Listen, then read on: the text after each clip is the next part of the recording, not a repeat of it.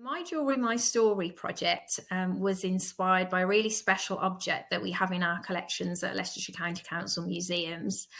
It's a beautiful composite early Bronze Age necklace. So it's dating to around 1750 BC. It's a lovely necklace. And not only were we able to display the world culture collection from our museums, but we were able to invite local people to tell their own stories about why jewellery was important to them, inspired by the Cossington necklace.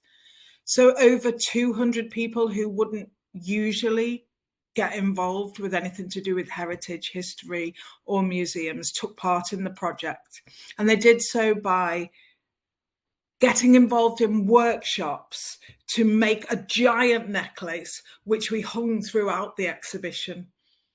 So the thing that I'm really proud of with My Jewellery, My Story is the fact that we took this tiny object made of 13 tiny beads and connected in a really meaningful, deep level with hundreds of people, and then inspired them to tell our stories. And I think it shows you what archaeology can do.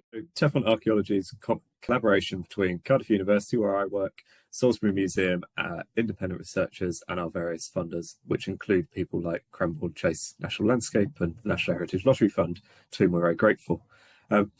It's a project run by a collective of archaeologists who believe in putting people first and engaging everyone with heritage. And in the last several years, we've run, I think it's 13 now paid positive action placements for people from diverse or less privileged backgrounds, and in order to kind of springboard them into archaeology. So they come to us, get paid to do a training placement, get some skills, and get 6 months of mentoring after that to help them into the sector using the network that we've built up through the project over the years, and with a specialist in their area of interest. And so across all of those things, we've provided, around 2,500 days of volunteer or placement participation experience over the last 3 years on a whole range of sites, with really positive feedback from those participants. So we're really pleased to have been able to offer that to them, and have done some really exciting archaeology on the way too. Overall, I think the thing I'm most proud of is that we've built a positive culture that includes a very wide range of different people. People might think of places like South Wiltshire as kind of quite privileged rural areas, but they're not. There's pockets of deprivation all over the place. There's quite a large city with some really severe deprivation in little bits of it. And that also that wider kind of group includes people from very different backgrounds, very different identities, who wouldn't normally meet each other in that social environment. And we've built a culture where they can come together and do something really positive and learn about each other. And it is about the archaeology, but it's mostly about the people.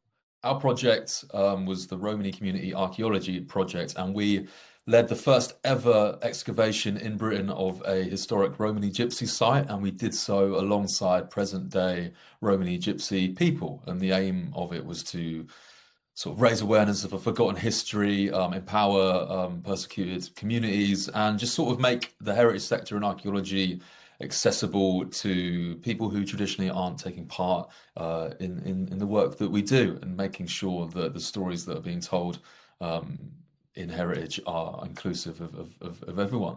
Potential impact and benefits of the work that we did are huge, I think, because the project wasn't just about excavating a historic Romany site for the sake of it. The idea was that if we could contextualize the immense inequality and the immense persecution that Romany people face to this day, the sort of level of acceptable racism that we see day in, day out within Britain towards Romany people and traveller people, if we can contextualize that within the 500 years of targeted persecution and legislation by the UK government, then we hope to sort of change the narrative and flip the narrative on its head. The sort of impact and the power of that is, one, raising awareness of this hidden persecution that people are very much not aware of, that this happened in this country right up until the 1980s and continues to happen to this day, as well as celebrating the culture and history of Romany people within the country. It's a 500-year-long history that very much gets overlooked, as well as giving the voice back to the Romany people themselves. There's a long history within our community. I'm from that community of academics and historians sort of talking on our behalf, thinking that we don't have the power or the knowledge or the credentials to speak out about our own culture and celebrate our own culture. So it was about putting that power and that voice back into the people who hadn't been given that platform and those opportunities. Guerrilla archaeology is all about taking archaeology out into the world, out of museums, away from the classroom, and into unexpected places. We try and create playful, hands-on workshops that bring archaeological science to life at festivals, at schools, and in community events. It's kind of a mix of creativity, performance, and science, where people can explore ancient technologies, foods, rituals, and the natural world in ways that make the past feel close and alive. We want to show that archaeology belongs to everyone, and that exploring the past can help us to understand how to live better today.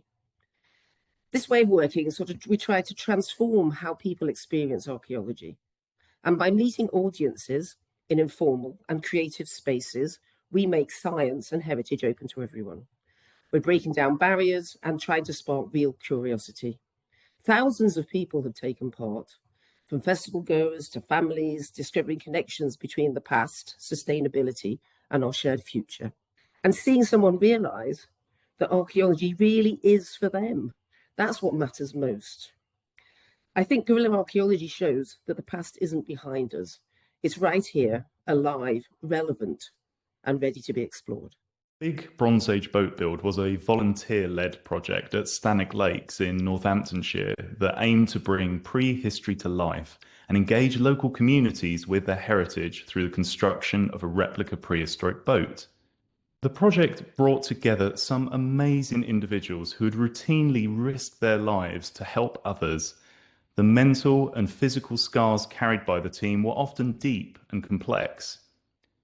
The build gave volunteers the opportunity to be active, develop new skills and friendships, support each other as a team, nurture a strong connection to their heritage, and strive to be curious. Over 800 volunteer hours, the project developed volunteers' self-belief, curiosity, and resilience. Its true success lies in its lasting legacy. Skilled volunteers, new heritage spaces, and a diverse community reconnected with its ancient past. This project was not just about heritage conservation, it was about co-creation, and it offers a blueprint for how heritage projects can inspire, empower, and transform. The hundreds of happy faces that watched the boat's launch for the first time showed how an archaeology project can touch the lives of many. But hearing the team themselves reflect on their achievements was perhaps the most striking. One of the team noted on the eve of the launch while looking at the boats, "I feel like I've built something real and found something within myself."